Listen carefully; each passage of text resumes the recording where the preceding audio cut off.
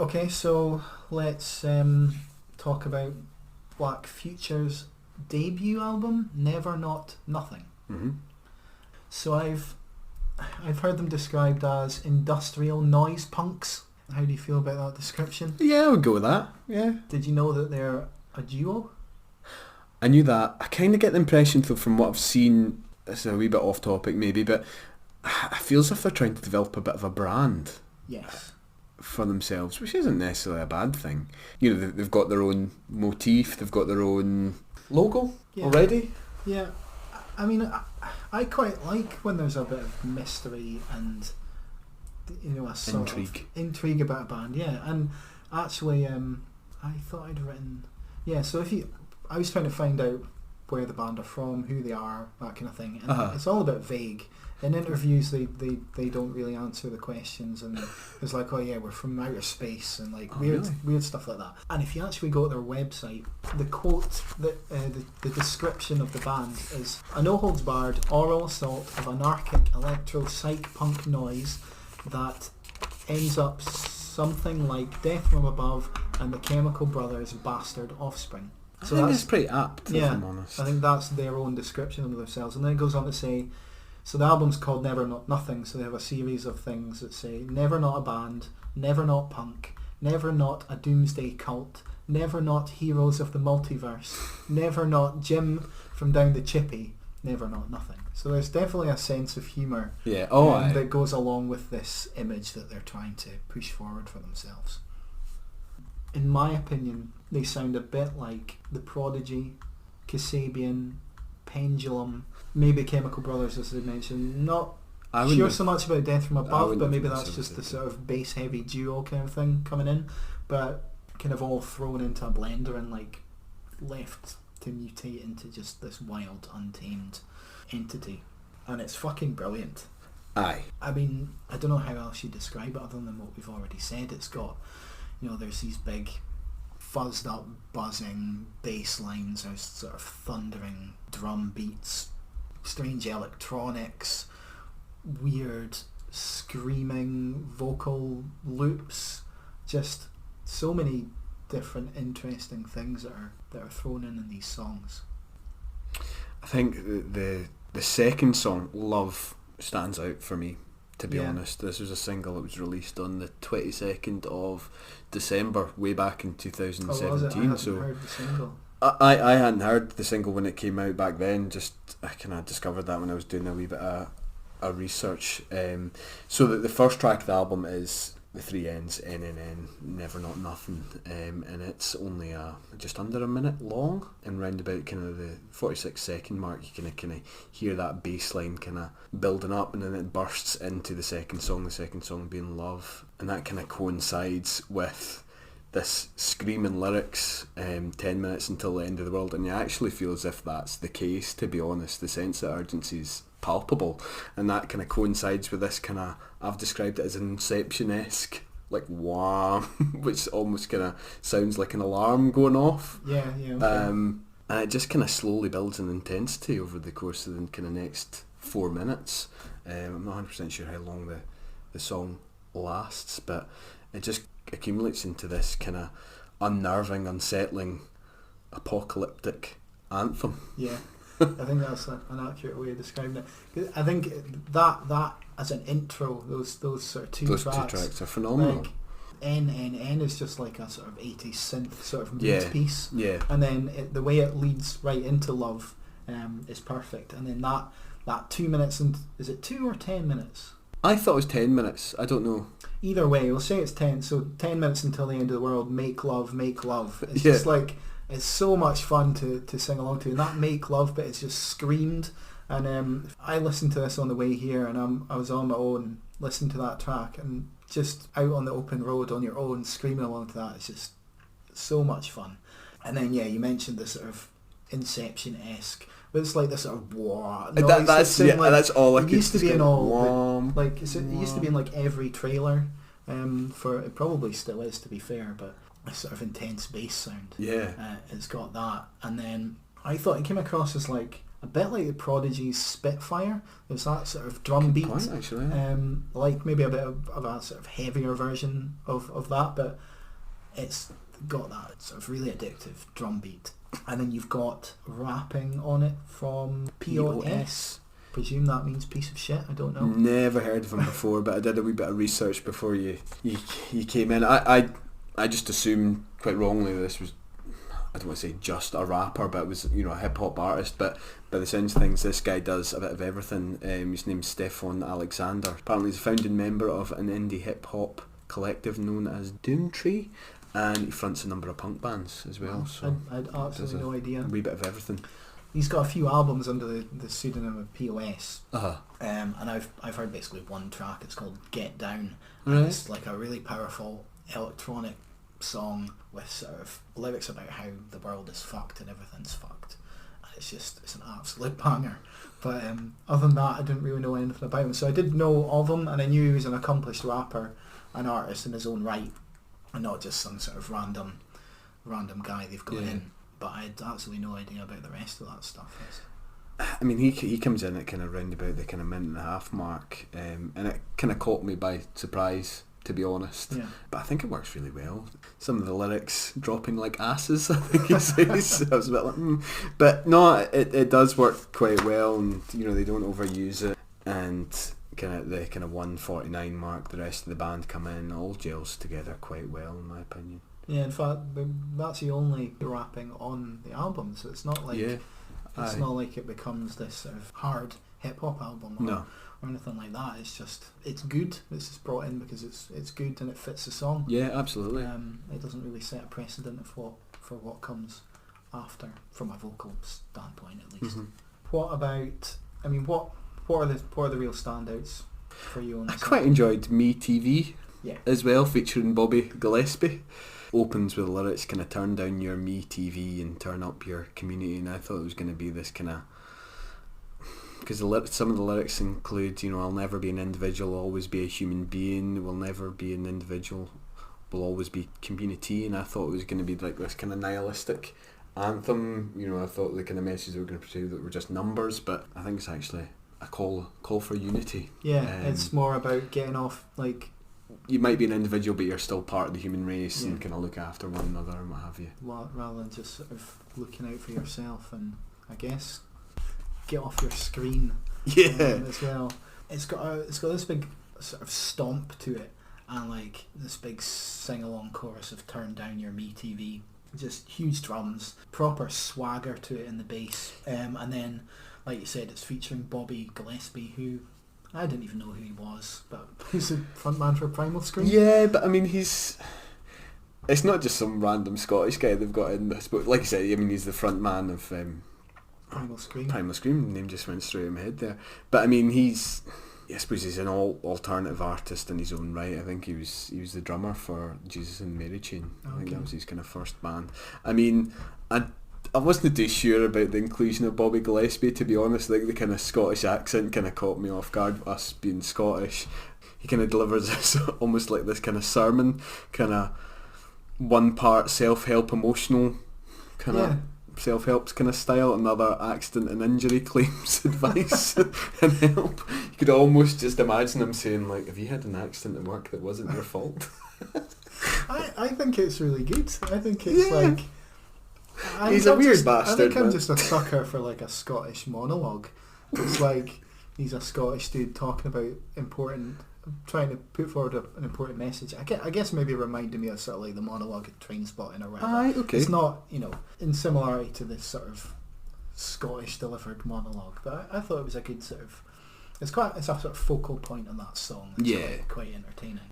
And I mean, I wouldn't have known who that guy was. I just thought he was some Scottish bloke. At first I just assumed he was a member of the band. I think I was kind of listening to the song while I was up and about doing my own thing. I hadn't actually seen that it featured him, and I thought that set my mind thinking, well, maybe a Scottish band for some reason. Well, that was kind of what I thought, and then I went and checked, and no, it was featuring this guy. So I've also written down there, reminded me of Muse's Knights of Sidonia. Right, okay. Which is it's a bit different from your typical Muse song, but it's got this very similar vibe. It's quite bombastic. So you might gravitate towards this if you like that kind of aspect of Muse as well. Mm-hmm. What other tracks stood out for you? To be honest, Grant, all of them. Yeah. I think every song on this album is brilliant, and we skipped over Karma You Dig, the third track. You come in through Love, and then it completely changes when you come into Karma You Dig. There's like, so it's like Arcade Fire or MGMT style vocals at the start, but a bit harsher, a bit grimier, and then there's like a really explosive bass sound, and the drums are so heavy throughout this album, and the bass in fact, but it reminded me of Pendulum, their album In Silico in particular, where they took on a more rock kind of aspect to their sound, where I think before they were really a sort of EDM band, but they brought in these huge buzzing bass sounds that it just rattles your teeth if you're listening to it on a good set of headphones, or even a good stereo system. I don't have a good stereo system, but that bass sound is so powerful, and then it's sort of juxtaposed by these softer lyrics, like I said, like Arcade Fire or MGMT sort of style vocals on this song in particular. But then, I mean, I could pick out pretty much anything. Yeah. Body and Soul. I've written the third song to feature another artist, Christopher Hawkins. What? Just that computerised voice where he goes, body. Do you mean Stephen Hawking? Stephen Hawkins, what the fuck? Who's Christopher Hawkins? I don't know. So yeah, it's got it's got him in it. It's got Christopher Hawkins in it. So yeah, it's just got this Body and Soul, it's all we are refrain that's repeated, and I'm just going to bring up Silverchair's Freak again, because it's like Body and Soul, I'm a freak, and okay, Silverchair's a more of a sort of punk anthem, but it just I can't hear that lyric and not be reminded of Silverchair, and that's never a bad thing. But then it just explodes into an absolute rager. Like, again, I'm going to bring up The Prodigy, but it's like The Prodigy, like, on fire. Like, it's when The Prodigy were at their hardest and sort of rockiest. This is what it kind of feels like, and it's like a escalating electronic sound that it just builds and builds and builds, and the instrumentation's powerful. You've got your robotic voice that you talked about, and then there's like really searing screamed vocals as well at times. It's just an immensely powerful song. It reminded me of so that lyric, I want your soul, instantly reminded me of Apex's Twins, Come to Daddy. Apex Twins, Come to Daddy, that's a great tune, and yeah, that's Come to Daddy's a lot more horrifying. This is quite a frightening track. Yeah, I absolutely get it. It's got that sort of power behind it, definitely. I think we need to talk about Youth Man. Do you blame it on the youth, man? Yeah. So there's an opening spoken word section. Shall I do it? Or you go for it, man. So he goes, I had you pegged as a liar right from the first time I saw your piggy little face. Great impression. And I think that just shows a bit of the sense of humour that there is peppered throughout the album. And again, I mentioned MGMT before, but I struggle to think of other comparisons, but it's that sort of vocal styling. Yeah. It starts off with, and then it just explodes into a big clattering drum monster with sort of screeching vocals that sort of say Youth Man, and settles back to a more calm sort of why'd you go and blame it on the Youth Man sort of dreamy vocal, and it just goes back and forth between that, and it's a lot of fun. Really good track. Any other standouts in particular you want to talk about? I really enjoyed Riches. Yeah, Riches is really good. And also Gutters. Yeah. I think Gutters, like, from the off, it kind of sounded a bit more like a traditional punk song, is what I've kind of written. Yeah. However, it kind of just under the kind of half-minute mark, the kind of drum beat slightly changes, and it kind of belies the idea of it being an old song, kind of gives it a bit more of a kind of modern twist. the bass and drums fade out for a kind of brief period, and then at the kind of minute mark you've got the return of that kind of heavy industrial sound again that we'd kind of heard in the previous tracks, and I think it just works together really well, to be honest. Yeah, I really enjoyed that one. Yeah, there's sort of stuttering electronics, and then we've got those savage screams that are prominent on a lot of the tracks. I think it sort of opens with a sort of almost like a broken banjo kind of sound. It's an unusual noise. You couldn't quite pin it down. It's almost like, I don't know. It's maybe just an odd sample from somewhere, but that was the only thing I could sort of liken it to. And Rich, as you mentioned before, has got just massive headbang guitar riffs, thumping drums, there's a bit of keyboards in there. There's a weird interlude with the guy talking about the secret to eternal life. Yep. With a bizarre sort of laugh, and then it completely changes and bursts into just an absolute rager, which I likened a bit to like Six Shooter by Queens of the Stone Age. Right, okay. Which is from their album Songs for the Deaf, and it's just kind of, I don't know, a sort of raging punk song, I guess. It just kind of races towards the finishing line after that kind of unusual bridge, like we said. I was actually listening to this album quite late at night. I'd been to see the new It movie, and at one point I thought Pennywise had invaded my car stereo, to be honest. Especially when, I think, because he lists, the 3 secrets to eternal happiness. 1, get rich. 2, he kind of does this kind of chuckle, which for me reminded me of Pennywise. Get rich. And then 3, you've got it, get rich. Yeah. And then, like I said, it just kind of bursts back in, and it's kind of just a race to the finish line after that. Yeah, it's a really good track. But like I said before, they're all great. Second to last track, Trance. For me, this has got a really big Young Fathers vibe. Are you familiar with Young Fathers? A wee bit, yeah. There's a song in particular from their album Cocoa Sugar from last year called In My View, and it's very much of that ilk, but it hits a lot harder in terms of the instrumentation. The whole album's like that. It's got this real powerful backdrop, but Trance certainly sounds like they've been listening to some Young Fathers, and it's a proper anthem with throbbing electronics, and it's just euphoric to listen to. Yeah, in my notes I've kind of described it as probably the most positive sounding song on the album. And then finally we close out with Power Drunk, which is kind of a fun song to sing along to. There's this sort of opening refrain of Black Futures, you better get used to it.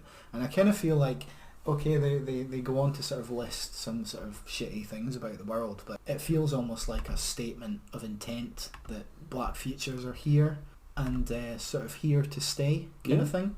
So I think it's a really good way to end on that statement, really. Yeah. Great to see what they come out in the future. So, what score would you give this overall? 9 out of 10. Yeah. Yeah. I'm reluctant to give anything a 10. Aye. But you're tempted. I'm tempted to give this a 10, and the only thing that's stopping me from doing it is that in a few years' time it might sound dated. You think? Because looking back at like Pendulums in Silico, at the time that came out, I absolutely loved it. And looking back on it now, it does sound a bit dated. Right. And while that might not happen to this album, it's the only thing that makes me sort of hesitant to give it a 10. But fuck it, it's a 10. It deserves to it's be a 10 out of 10. It's an absolutely phenomenal, and it's a debut as well, Grant. Aye. It's a debut album, and it's just bullshit. And it's this quality. Really? It's just it's bonkers how good it is. A lot of texture, quite a lot of complexities, and I think it all works together really well. It's sort of experimental. You don't really know where it's going to go next, and perfect for a road trip as well. Aye, just watch for speed cameras. Yeah, exactly. That's the only thing that will ruin your day.